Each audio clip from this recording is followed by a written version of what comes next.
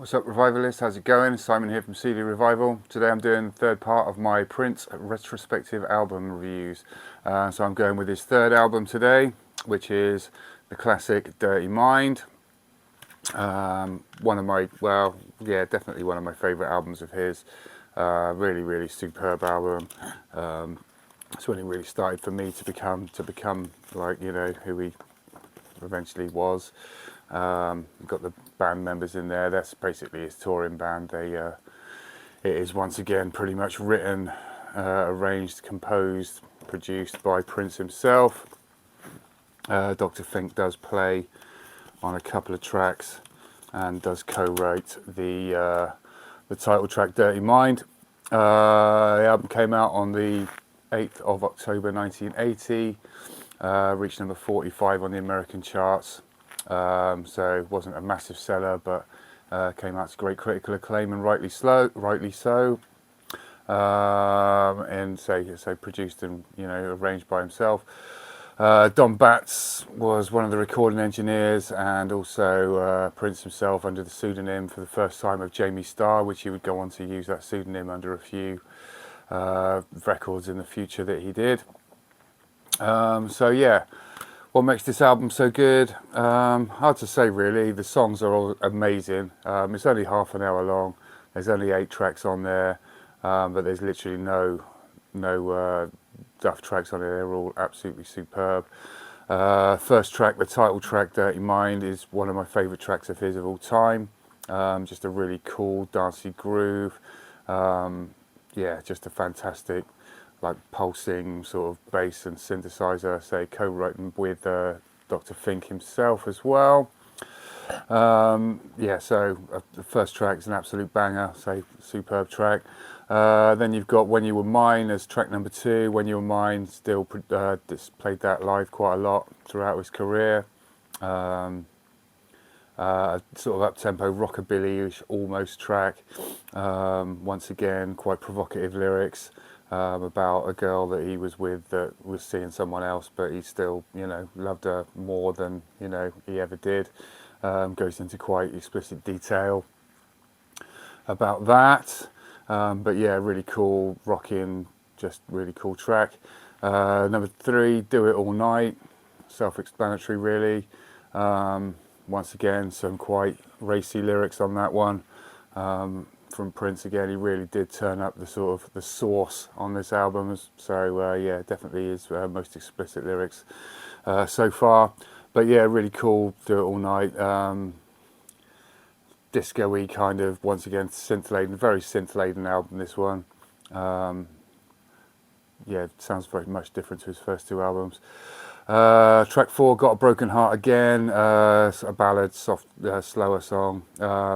Really cool though, really do like it. Shortest track on the album, but yeah, definitely. Actually, it's not the shortest track on the album, but it is quite a short one.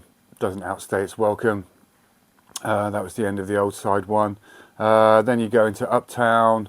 Uptown's a really, once again, upbeat, dancey track, really cool, good one. Then you've got the classic track Head. It's track 6. Once again, Dr. Fink plays the keys on this one, the synthesizer solo, and Lisa Coleman does the spoken female voice on here.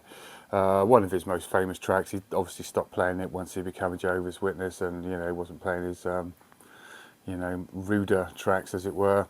Head, title speaks for itself. You can guess pretty much what it's all about. Just a super cool, funky groove. Easily one of his best tracks of all time. Just a really, just an amazing track, really. Then you've got the Ode to Incest, which is Sister, as track 7. Once again, doesn't pull any punches with the lyrics on that one. And then you've got that is the shortest song on the album. And then you've got Party Up as track 8. Which was Morris Day famously co-wrote the bass and the drums. Well, wrote the bass and the drums. He had it. Prince really liked it and wanted it, and offered him either $10,000 or he would arrange to get him a record deal. Morris famously took the latter option, and as we know, he went on to be the lead singer of The Time.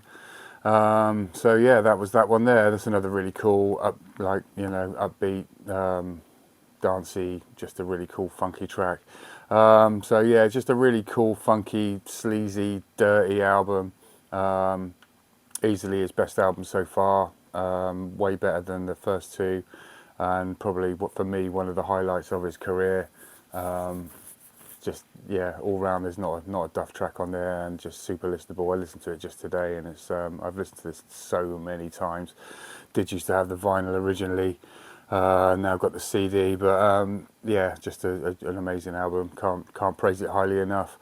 Let me know what you think of this one, and hope you enjoyed the video, and hope you check out the other two that I've already done for his first two albums. Next one will be the fourth album, which is Controversy, which is another really cool album. And I'll probably do like a Prince, just show my collection off without really talking too much about the CDs. Show you which ones I've got, which is pretty much all of them as well. So got that to look forward to, and the rest of my Ps as well, which I'm sort of slowly getting through. But yeah, let me know what you think of this album, and which ones you're looking forward to hearing me talk about, if any. Thanks very much for watching. Subscribe if you haven't already. Press like if you like the video, and I'll catch you all next time. Thanks again for watching. Take care. Cheers.